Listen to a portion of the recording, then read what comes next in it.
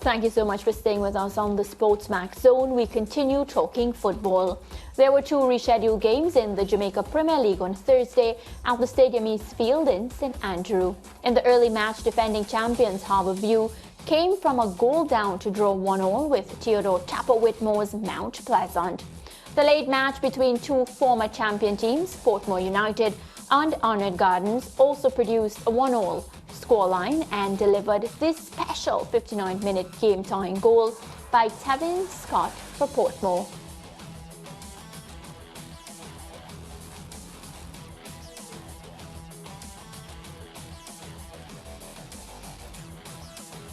All right, so we are hoping to see that goal a bit later. Thursday's result leave the table looking like this. Let's take a look now at the table. All right, so with that result, we have Harbour View at the top of the table on 7 points. Arnott Garden in second position, having played 3 matches on 7 as well. Montego Bay United in third on 7. And Cavalier 1 point separates them from the top 3 on 6 points. Mount Pleasant in 7th with that result on 4 points. Dunbeholden in 8, also 4. Then if you look at Portmore, Malines and Waterhouse, they all have 3 points, leaving them 9, 10 and 11.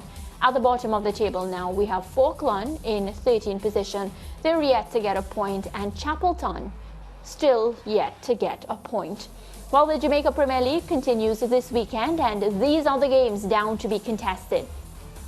Falkland will play Tivoli, Humberline versus Harbour View. Malines play Vere United, Montego Bay up against Arnott Gardens. Dunbeholden versus Cavalier. Waterhouse play Chapelton, and Mount Pleasant versus Portmore.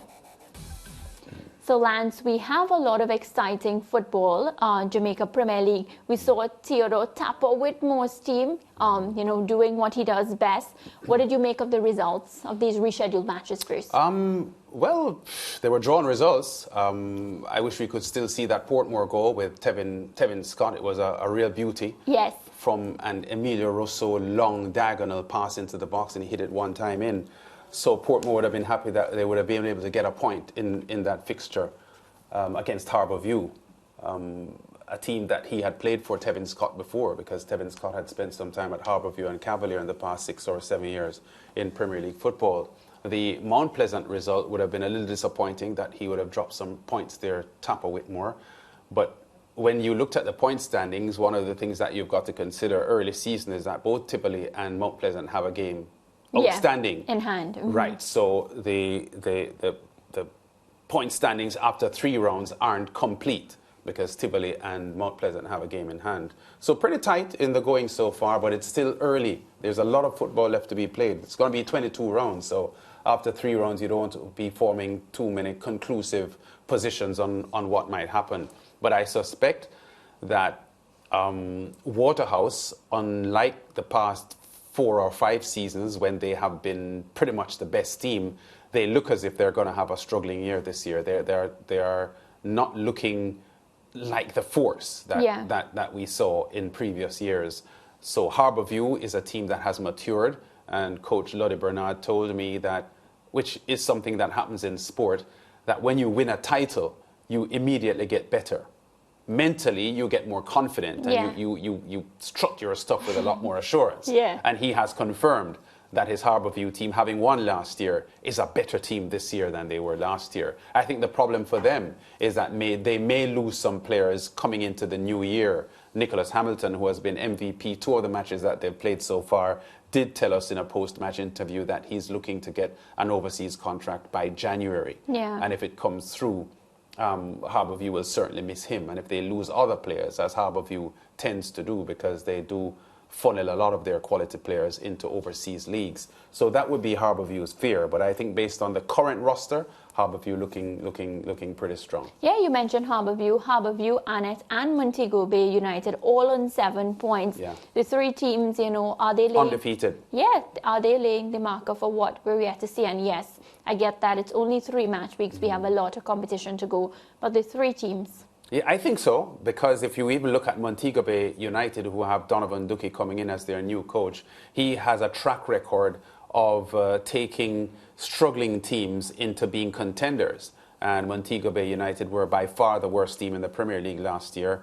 And at the stage early, albeit in the season, he has them at the top of the table, joint top of the table, as I said, albeit from just 3 matches. So a lot of football still to come. But we know Donovan Duke's acumen, and he's a student of the sport. And I suspect that Montego Bay United will be a lot better this year than they were in the last season. And I think they could eventually turn out to be contenders. Mount Pleasant, with Whitmore having a Premier League coaching assignment, coming off national duties, I think a lot of eyes will be on Mount Pleasant because they have changed their coach a lot since they entered Premier League football in 2018. And none of the coaches, in spite of the solid roster that they have, had been able to get them the title. So there is pressure on Whitmore to deliver a title for Mount Pleasant. And as usual, I think their squad is good enough on paper to win the Premier League. It's how they apply themselves and what Whitmore can get out of them. I think Whitmore is a solid coach. Yeah. And I think Mount Pleasant probably have their best chance this season, 2022-23, to be champions. You speak about good enough. The 2 promoted teams, they haven't gotten a win just yet. Yeah, Chapelton and Falkland. Well, Chapelton hasn't even scored a goal. Far more to win a match. I think part of their problem is that they have a lot of young players in their squad who are presently on the Clarendon College roster in schoolboy football. And I suspect that when the schoolboy season ends and these players now transition into the Chapelton Maroons roster, that they will begin to improve, even though they are young, inexperienced players at the Premier League level. But a lot of these 18, 19-year-olds are confident young men, and they quite often are not intimidated by big man football. Yeah. So I think Chapelton will be better with their young players coming in. And I don't think they will be wallowing at the bottom of the table for the entire season as we are seeing them now. Falkland, I don't know too much about them. I haven't seen them play yet. But I guess they're getting their feet wet at the top flight. Yeah, well, you said it best. Winning gives you confidence. So let's wait to see when the teams get their wins and, of course, how it helps to boost their confidence. All right. Yeah, all right, let's go to break now, but we're going to give you that Tevin Scott goal that we've been talking about. Hope you enjoy.